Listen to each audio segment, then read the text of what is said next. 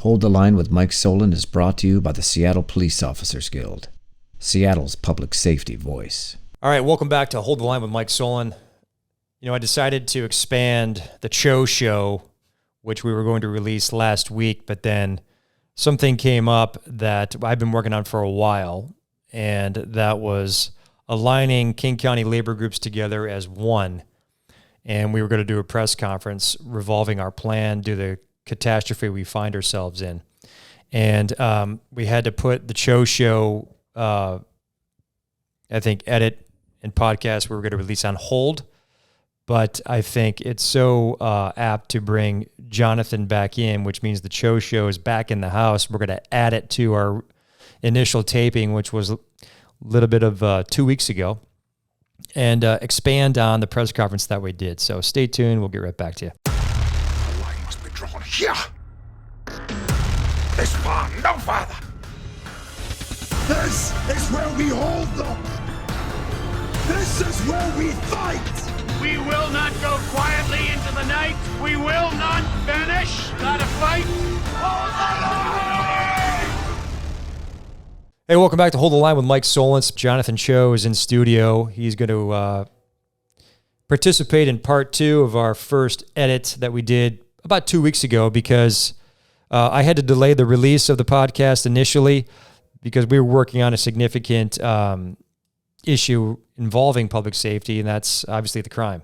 And we held a press conference, had a partnership with 2 other great labor groups, public safety related, and we needed to have Jonathan's input there, and Jonathan was part of the media contingent.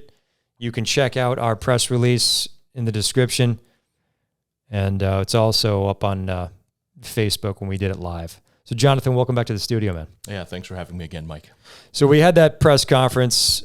I'll just read real quick, and I know we'll have the link of the press conference in the description. But we teased it to the media groups to entice them to get there, and I think it worked really well. And it reads as follows. It's very brief. The Seattle Police Officers Guild, King County Police Officers Guild, and the King County Corrections Guild will be addressing the public safety crisis that is engulfing Seattle and King County. Representing over 2,000 public safety officers, they will lay out a direct course of action that will lead to a significantly safer Seattle and King County region. That's absolutely what happened. And we then, when we introduced our coalition, which is historic, never happened before within King County, of the public safety labor unions working together collaboratively to try to address a significant issue on behalf of the people that we humbly serve. We also rolled out a candidate for King County prosecuting attorney, and that's Jim Farrell, the current mayor of Federal Way. And so I'd say we had about 12 to 15 reporters and maybe a dozen cameras, and then you showed up as well. You're one of the still remaining hard-hitting journalists here that actually do the job of journalism. Alternative independent media now. That's the PC term, Jonathan. I appreciate that. So, look, I think it was a hit. The press conference went flawlessly, and we'll have a link in the description. We'll cut in some edits of that. But I'm curious as to get your take on the press conference itself, from not just a person in alternative media that you're describing, but just your history of journalism and just Seattle in general. How did you think the press conference went? And why aren't we seeing more press conferences from our elected officials regarding public safety? Well, to answer that question, I think, there are a lot of public officials here in Seattle who don't want to be held accountable because when you can hide behind your keyboard or, a video Zoom, you can't face the reporter or the journalist who wants to ask you the follow-up question, maybe to a failed policy or something that, quite frankly, that's just not working. So that's the short answer to that question. But overall, look, I thought it was a really powerful showing. And like you said, I think that press release, it really got, I think, a lot of folks in the media's attention because right out of the gate, crime, public safety, arguably one of the top 3 issues among voters here in Seattle and King County. And right away from the media's vantage point, we want to know, what are the solutions going to be? Who's going to speak up? More importantly, who's going to lead? who's going to take the initiative to address this head on, and to see that coalition of the King County sheriffs, the King County Corrections Guild, and SPOG there. Again, I've never seen that. That was a historic moment. So to have, that unified front to be aligned like that, I think really sent a strong message, because you guys represent what, close to 2,000 members? Yeah, it's it's what, man, we should be, as SPOG should be around 1,500, but we've lost 500 because of the defunding and the lack of political support in the hostile work environment that we work in. And then, so we're down to 1,000, just under 1,000. And then King County is just underneath us as well. They've lost some people, fallout from how defunding impacts the entire region and then impacts the entire state. And then obviously the jailers, the Corrections Guild, they're having a significant staffing issue as well, because like I said, this defunding stuff and the attack on the profession of policing expands to everybody that's involved in public safety, if you're an employee or you're a member of a union. And so we saw it as something that needed to be done. To your point, you brought up leadership. Who's leading? And, I love this agency. I really do love Seattle Police Department, but you're not going to be told by the department the real political truth of what's happening, right? Because they have to maintain, because they're taxpayer-based money, right? They have to toe the line and just have a neutral position with public affairs. I get that. The unions can, however, talk directly to the communities about what's really going on, talk about the politics, and not have to worry about crossing some kind of line that a government entity like the police department would, if they were to engage in that kind of conversation. Yeah, and I'm really interested to see, again, it was just announced this past Wednesday, this coalition that you guys have formed with the unions to really highlight what's happening, the historically low levels of staffing, dangerously low, and how that's impacting the community, public safety as well. And there are so many tidbits that I think different journalists decided to seize upon and write their stories. But the piece that really got my attention and interested me was what you talked about, the defund the police movement, this failed social experiment, along with the aftermath, the impact of the social justice protests / BLM a couple summers ago. And I know a lot of good has come out of that, but the local media, especially here in Seattle, I have yet to really see a proper analysis, the post-mortem of ultimately the impact of what the defund movement and the social justice protests, have done really to this city, especially the violent anarchists, the Antifa folks just trashing this city, hijacking the BLM movement. Yeah, to the push peaceful their protest agenda. message. Exactly. Yeah, absolutely. And to this day, we have not really heard from our public officials that often, especially our city council members, 7 of them who pledged to defund the Seattle Police Department a couple years ago. And now, as some of their seats are up next year, are having somewhat of an about face. Yeah, and I saw that in your reporting. We'll cue your video feed and your journalism, asking those hard questions here in just a bit. I mean, I think you're talking about the broader aspect of journalism and why there aren't enough journalists willing to ask the hard questions. And you have found yourself at least a platform, an avenue where you can now be really unchained, if you will, to ask those hard-hitting questions, because you're freelance now, right? I'm technically a senior fellow, so right. What that allows me to do is, again, like you said, I'm not beholden really to anybody, absolutely, except the community.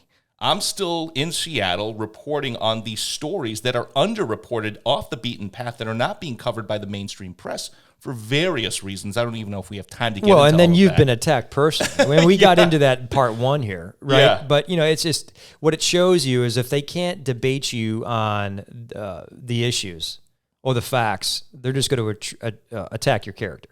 And that's essentially what happened to you. Yeah, we got into that, and we don't want to rehash it unless you want to say something again. But that ties into this presser. So I see all these cameras.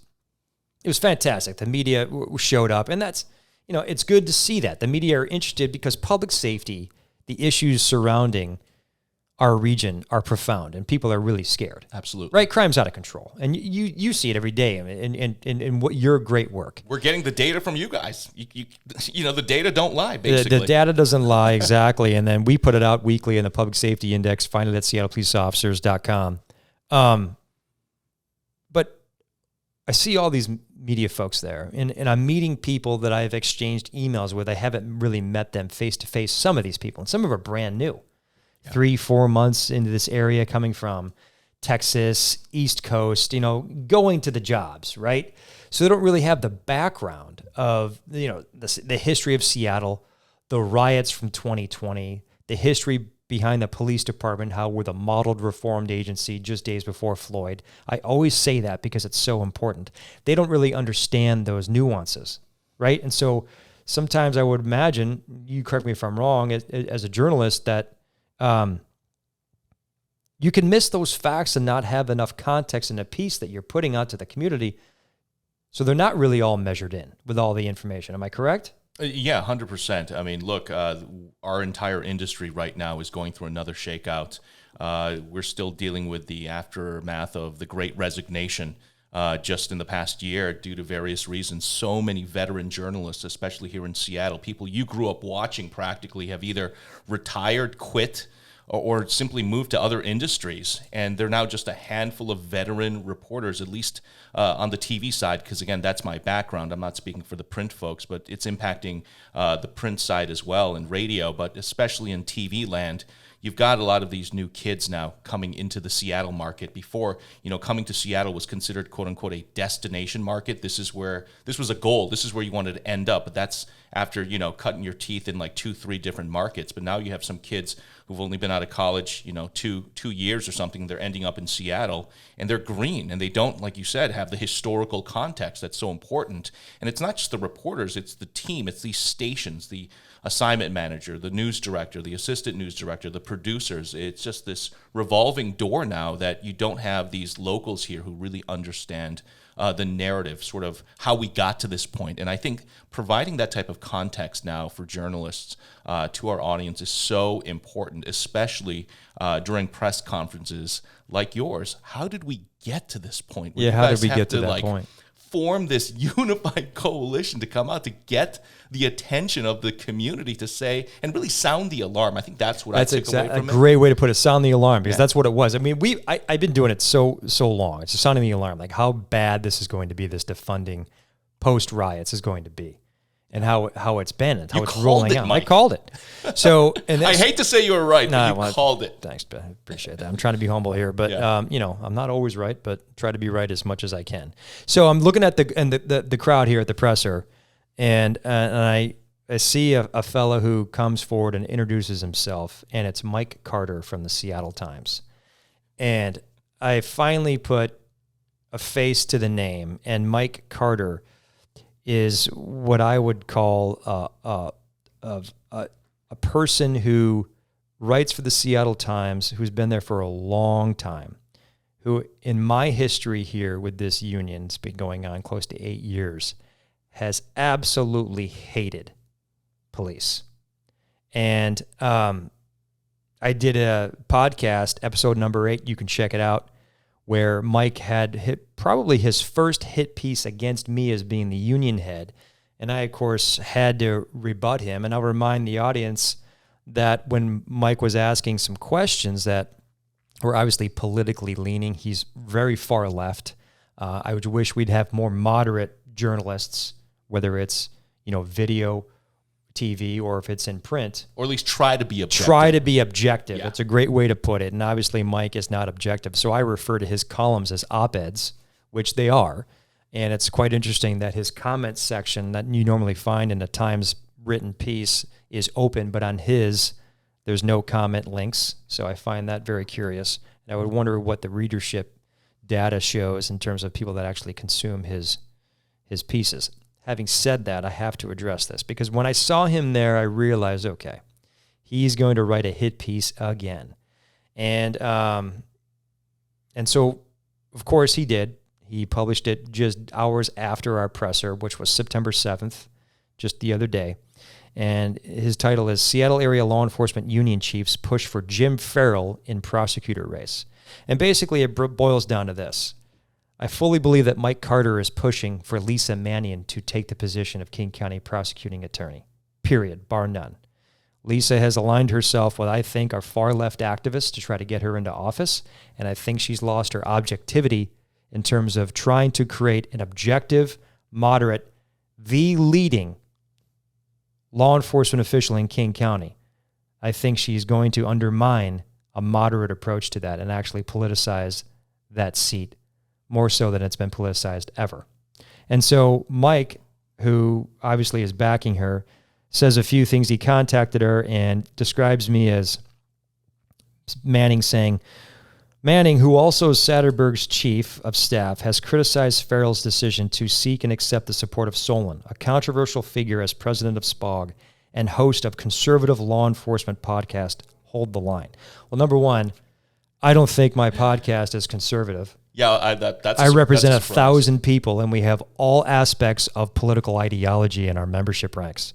So again, Mike trying to paint me as this conservative to try to besmirch me, but then put that stick onto Jim Farrell, which to me is actually unconscionable and low bar, and shows you how hyper-partisan Mike Carter is and how biased he is. Look, I don't personally know the man. I don't know what his motive is at the end of the day. I don't know where, he stands, his heart and soul, and ultimately what his intent was. Well, I can read it in his pieces. That's for damn sure. And then I keep on going. Solon has dismissed the dire significance of the January 6th insurrection. I have no idea what he's referring to that.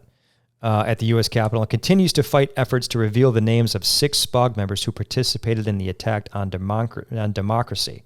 So he's basically quoting Lisa Mannion as saying that. So I would say to the chief of staff in the King County Prosecutor's Office who's running for the head position, I would say, Lisa, I hope you respect due process, and you should understand contract law as well. So the collective bargaining agreement between the City of Seattle and the Seattle Police Officers Guild, that if the OPA, which is the Office of Police Accountability, which is run by civilians that are appointed by the executive of this city, if the civilian director of OPA says that the individuals at the January 6th rally did nothing wrong, they didn't violate policy, then their names shouldn't be made public.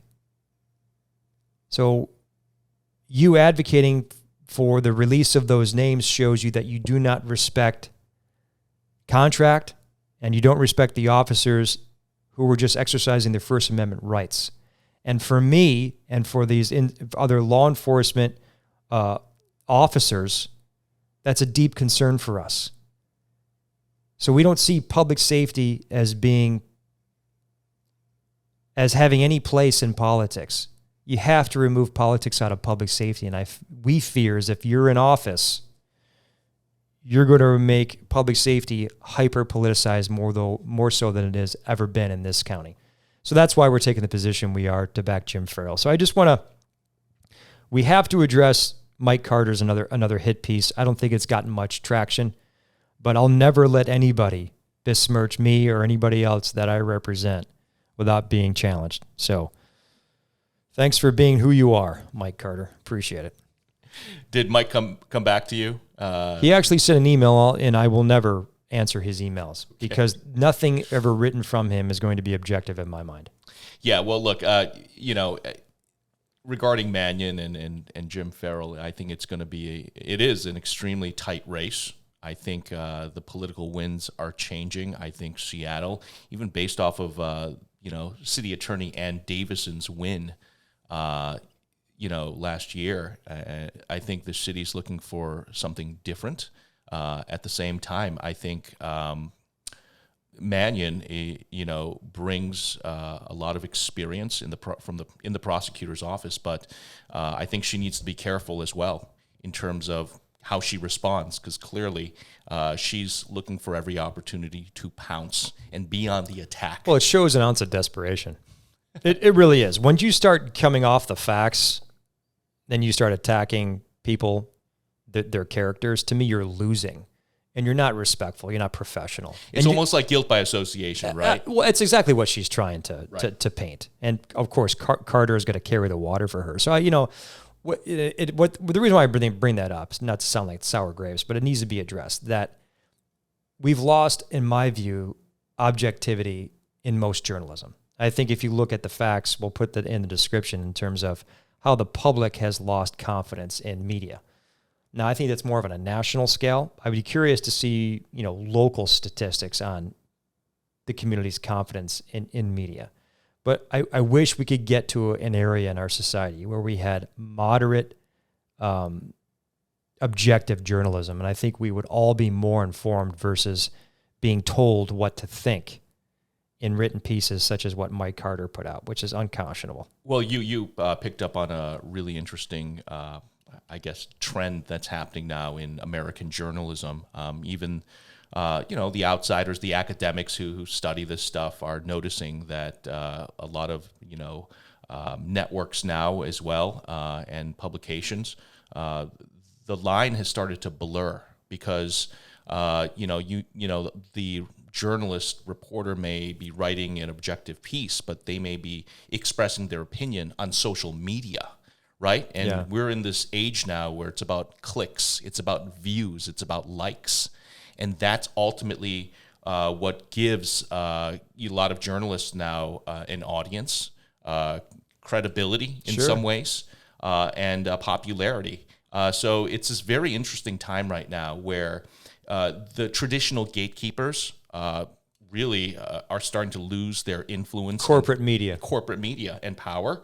And what's happening is this massive shakeout. And I can just tell you here in Seattle, all the TV stations, they're not adding new viewers. They're just trying to retain. The average viewer now for local Seattle television news is 55 plus, okay? Really, the older crowds. The older crowds. What's happening with the TikTok generation, Instagram, that's what the teens are now saying. They get most of their news from these social media platforms. They consume it, Yeah, and Twitter has now become the new town square, as you know, and that's why, Tesla CEO Elon Musk made a bid for this social media giant because it's such an influential platform. And of course, former President Donald Trump has been banned off the platform as well because of the influence and size of social media now, depending on the platform, like a Twitter. And so many journalists, again, are using the platform now. Again, most of my work at Discovery Institute at fixhomelessness.org is on our website, but also most of the engagement, though, happens on social media and Twitter. So the line has started to become blurred, right? A lot of times as a journalist, you'd be associated with these traditional brands. That's not the case anymore. And so do you feel as if, we got into this in part one, we kind of briefly touched on it in part two here, but I think it's, I think we're proper to bring it up again. So do you feel some of that energy, we talk about corporate media and its control, and then the lack of viewership, if you will, the retention of viewership, and then how it's opened the door to social media where they have all these people consuming their news from other sources. Yeah. Do you think that played part in your, how you left corporate media to now what you're doing? What I would say is very successful. And you're talking about clicks and you're talking about engagement. You're crushing it. But I say that the personal cost, though, it's like they tried to cancel you, and again, just like what Lisa Mania did to me to try to besmirch me and then paint me and with Jim Farrell here, who is an absolute great human being, very moderate, reasonable guy. That happened to you. Yeah. And of course, and if you don't play the game, you don't go along with the program, then you're ostracized, you're canceled, and then you're labeled. Just like Mike Carter's labeling me as this hold the line conservative podcast. Last time I checked, public safety is not controversial. It shouldn't be politicized. And I've been labeled as a neo-Nazi, white supremacist, fascist for simply live tweeting a rally. But anyway, just to be clear, I just want to say, I have, again, no ill will towards, my former, team at Como No News. Problem. But at the same time, I can tell you, you're absolutely right. I've told you many times I've wanted to do so many stories when I was at Como that I felt were just really important for the community, and I was stifled. I wasn't allowed to tell these stories. So in many ways, I've been unleashed That's why There you I'm go. able to go out and cover all of these stories and hold public officials accountable Yeah, that I I mean- couldn't do when I was in mainstream media for various reasons. It's fantastic, man. I think you Unleashed is a great way to put it. And I would have bet, correct me if I'm wrong, but that's given you this probably a new lease on professionalism life, right? Where you feel as if you're empowered, you're doing something that actually means something. And Look- how many people in their jobs today can feel as if what they're doing really moves the needle for the world or their own edification, right? Their own self-worth. Yeah, we were just having this conversation at some of the fellas at Discovery Institute that I told them I've never worked this many hours in my entire 20-year career. Just the video editing, doing these undercover investigations at 1 a.m. in the morning, in the underbelly of Seattle, But I've never felt this much joy, this feeling of knowing I'm doing something beyond just, trying to make a buck for a corporation, but I'm doing something for purpose and meaning. And to see tangible results, to see, when I do a story in a particular neighborhood, right, or a community, and seeing the end result of that, and the neighbors, DMing me and saying, thank you so much for spotlighting what's really happening, and now the city's taking action because you highlighted, the homeless crisis or the crime happening out of these trap tents where prostitution and drugs are being sold. And, that's the type of stuff, again, that's not considered brand safe. Those are controversial stories. Those are risky stories to tell. Risky stories to corporate media. Yeah, and that's why you're not seeing it, even, here in Seattle as much, even though those things are happening in our midst. Yeah, right in front of our eyes. If we don't tell those stories, it's almost like it never happened or it's not happening. You're absolutely right, and I think you get lost in the history of how things happen. Like, how many stories do we hear about, the 2020 riots here in Seattle and how we were the model reformed agency, but then Floyd happens, and then we have hundreds of officers get assaulted, many of them career-ending injuries, but that's like forgotten about. Yeah, right? And it's all who's these covering that? Who's covering that? Exactly. Who's talking about that? Who's following up with all those officers and the impact? Who's following up on the story about that sacrifice and what they did to literally hold the line? That's why I named this podcast "Hold the Line," is because of the battle at the East Precinct. Literally, that line right there. For the heart and soul of this city. This Absolutely. city is standing because of the men and women of SPD. Couldn't agree with you more. I really appreciate that, Jonathan. And just, I do want to thank the media that showed up to the presser. There were some professional journalists there that I admire, I respect, and they do the best they can in the corporate, media world. And Como had a decent piece from that, and I'll just read it real quick. We'll have a link in the description. The Seattle and King County Police Officers Guild held a news conference about public safety Wednesday. They were also joined by the King County Corrections Guild and Federal Way Mayor Jim Farrell. The unions say a crisis is engulfing Seattle and King County, and they plan to lay out a course of action to make the area safer. According to the unions, the King County Sheriff's Office is down more than 100 officers, and detention officers have almost 100 vacancies. They say the staff are having to work 16-hour shifts for emergency staffing. In July, the city of Seattle passed a plan that includes $1 million to help with the Seattle Police Department recruiting initiative. Statistics show violent crime across Seattle is trending higher this year. To date, there have been more than 3,900 reports of violent crimes, according to the city's database. That's 448 more than at this point last year alone. And I'll be brief here, just one more line. The number of homicides this year now sits at 43, and there have been more than 2,400 aggravated assaults, along with more than 1,200 robberies and 140 rapes. And then I close it out with a quote. Folks, this isn't good, and it's time our constituents are told the truth about staffing. And they misspelled my name. It's okay, Como. We can't book people into jail, so where do you take people that victimize the people in our community? And it is true that they shut the jail down a few times, or we couldn't book people for a certain amount of hours. And then if you're a savvy suspect who's getting booked into jail, and you know that some of the screening process has been a little bit politicized, where the healthcare providers inside the jail ask very open leading questions to suspects that are about to be booked. Have you ingested drugs today? If you're a savvy criminal and you know the process, you're going to say, yes, I have. And then therefore, you're not bookable. You're kicked up to the hospital. And they know we don't have the staffing to sit on them at the hospital. So then they're released. This is what we're talking about. And it all comes down to staffing, which is why we had the press conferences, why we're showing the public, illustrating to them, informing them how serious this is and the impact that defunding, the political move that it was that everybody's running away from now, has had not just locally across our state, but also across the nation. It's incredible. And then you did a great job with your reporting, where I'll play the video in just a minute. So you're at the presser, you asked me some questions, and then you made about a 3-minute video piece, captured some of the audio here, and then you asked some of our elected leaders some questions. I'm just going to let this play out. You and I will watch it, and then we'll banter back and forth. All right? Sure. We're here to address the local media as well as the community at large of the dire situation that our region within King County finds itself in post-2020 riots and defunding. We are losing officers faster than we can hire them. How do you investigate crimes?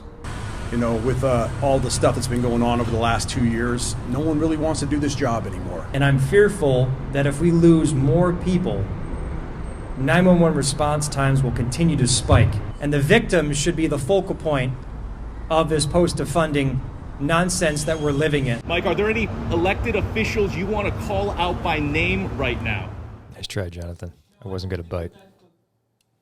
No, I don't think that, look, we need to have a working relationship to improve public safety. I'm going to pause it right here. So I think you did a good job capturing, I guess the essence of that presser, right?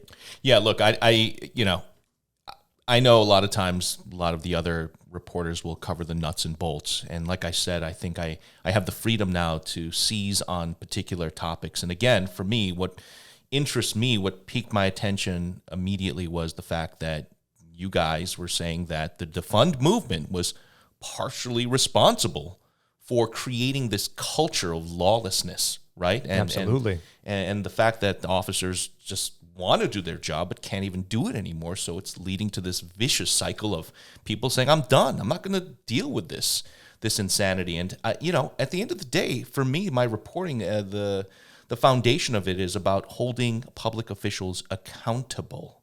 So I simply did my job as a journalist to now take this information that came out of the press conference and to go back to some of Seattle's elected officials. Many city councilors who have been dodging me.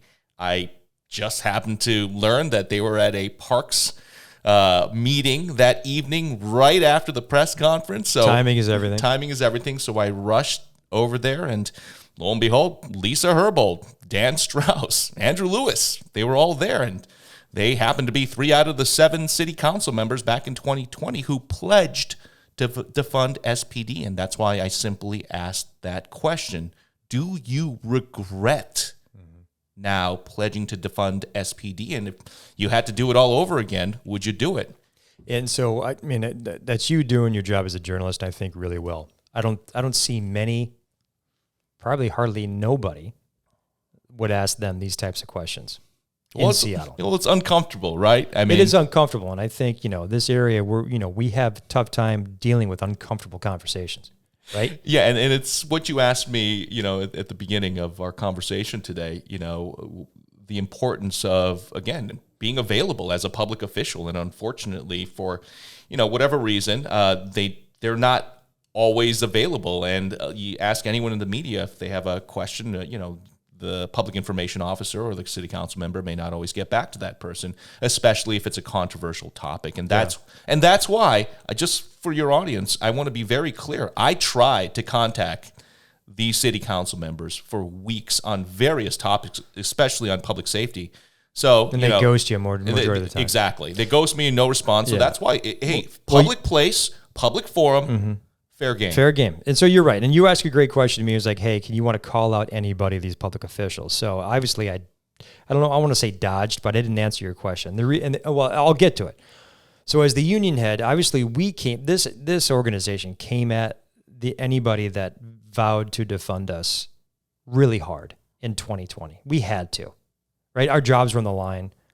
Public Safety Chair Lisa Herbold was threatening to lay us off based on the color of our skin, which is completely against the law. It's amazing. And so, we came up with videos and ad campaigns to try to influence them because all the activists were trying to influence them to vote to defund us. They were marching on their homes, as you covered. They marched on my home, all this stuff to try to influence people, the mob. And we felt as if they were bending to the mob. And so you have to point them out and hold them accountable. Fast forward to the present day. We're without a contract, a year and 9 months. The council is in charge of voting to approve if we ever get to a TA with the executive possible contract. And so now the political struggle for us as an organization that came after these council members hard because of what they were doing was so fundamentally wrong and making a hostile work environment for the employees that work for the city, members of this union, really difficult, right? So now we got to play the political game. We have to repair relationships. So we'll be the professionals and we have to extend the olive branch. So I can't necessarily go at them as hard as I did 2 years ago when the political winds are shifting, right? And people are starting to now see how bad defunding was and how it's literally ruining our city, ruining this police department. But now we have to have a solution. And so it doesn't do me a service to try to get a contract to keep hammering these people, right? That's the political game I'm stuck with. I get it. And you're absolutely right. I mean, we are living in this polarized environment now where people have been, demonized for various reasons. People have been canceled just because you don't agree with a certain, worldview or the way you see things, politics. And I'm hoping, again, that Seattle's at a point now where, people begin this discourse again that has been so far removed or missing, really. People start coming back to the middle. The moderates. Moderates, exactly what we need. And at the very least, I feel like, and this is where I come in as a journalist, and this is where I feel like the rest of the local media need to come in.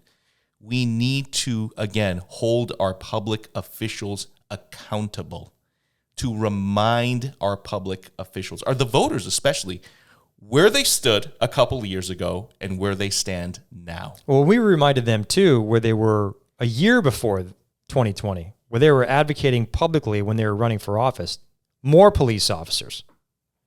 We highlighted that. And so they flip-flop a lot. So you mentioned discourse, and here you are trying to create discourse. Trying. And you've connected with Councilmember Lisa Herbold, Public Safety Chair from District 1, which is West Seattle. Right. You pledged to defund SPD. Do you regret that decision? Jonathan, I am not going to have this conversation right now. Why can't you answer that simple question? Do you regret pledging to defund SPD? We made a reduction in the police department budget. We did not defund SPD. Right, but you pledged to defund. Not a single dollar cut resulted in a single layoff of a single police officer. You pledged to defund SPD. This is Dan Strauss now, District 6. You know what? I said that I stand with the community. You can look back at the record. And I appreciate your time tonight. Look, you pledged to defund Andrew Lewis, District 7. Regret that decision? Well, I think that what we're seeing is nationally, regardless if you have cities with big police departments, small police departments, we're all seeing a national surge in crime. So, I think that we need to be really taking a holistic approach on how we tackle that problem, right? And obviously the police have a role. Like, it's made a big difference on 3rd Avenue having a police presence again in a way that we haven't since before COVID. But we know that we need to follow that up with a bunch of other non-police interventions. But it's not just going to be police staffing. There's other issues that are at play. But if you had to do it all over again, would you pledge to defund SPD, which you did a few years ago? I mean, what we need to do is strategically look at how we can have comprehensive public safety. And that might involve some level of reallocating resources. But, I've never supported unilaterally taking money from SPD without creating alternatives. 2 years ago, we went really hard against the council's plans to defund us. That's where we launched that Stop Defunding campaign. Now it's time, as the political winds shift, to try to repair relationships so we get a vote. And that's hopefully that they understand that coming up into an elected year, public safety is on the focal point, and they have to politically shift to adhere to people's concerns about public safety situation. As you noticed, not many people are talking about defunding anymore. It's a political problem. It was a good piece. I mean, it's a 3-minute video. My takeaway is, number one, you're doing the job of journalism really well right there. You're holding our public officials accountable. You're doing the job. I didn't hear them answer your questions. Exactly. And that was the common denominator right there. For the record, when I asked them just the other day, as the video shows, they refused to say they regret pledging to defund SPD. They couldn't answer that, or in some cases they wouldn't. And if you really listened, especially to Dan Strauss, Councilmember Dan Strauss, he said, hey, I went along with the will of the people, if you listen carefully to that. So I don't know. I don't know where these council members stand now. You heard what they had to say. But again, I felt as though after this press conference, because you guys, again, partially blamed the defund movement and the aftermath and the consequences of it to some of the public safety concerns now and the dire, need for, officers, I had to ask that question because their public posture at the time, their pledge, has had some unintended consequences. Yeah, absolutely. It's a good way to really capture that conversation. I think they're going to do what the political winds dictate them to do, to remain in office. Clearly, people are concerned about public safety. And I think you're doing a great job reminding people of how detrimental defunding was to this area, how detrimental it was to this police department, and how we've lost so many people. And it's going to take a decade or more to recover from this. So hopefully we can repair relationships with the council to get us into a moderate place in our community to really protect everyone's public safety. Like I said in the presser, you have to remove politics out of public safety, period. That's why when I see Lisa Mannion inserting politics into this race to try to besmirch her opponent, Jim Farrell, to me that's very deeply troubling. And the only option is Jim's not doing that. He's maintaining a moderate, reasonable approach, and he's actually talking about the facts. And those matter in this type of environment, particularly with the highest law enforcement position within King County, which is the King County Prosecuting Attorney. We can't do politics as usual around here. We can't bend to the small activist groups that push a mob agenda and do their bidding. We have to lead with conviction, and we feel as if Jim Farrell's the right candidate to do that. And, man, again, I want to credit you for what you're doing. You've had a lot of personal issues impact you in terms of people coming after you, and at least we can we know what it's like being doxxed. Yeah. We know what it's like having our personal information, our home address, and our phone numbers out there, the hate mail. Yeah, well, we're going to continue doing what we're doing. We're very proud of the profession of law enforcement, very proud of this union, and we're going to stand up for what's right and give the public the information that they need so they're well informed. And hopefully, by what you're doing, what we're doing, with informing the public, we can overcome some of the hurdles that corporate media has in front of them, as well as try to get those that are in media that are extremely biased back to an objective, moderate platform.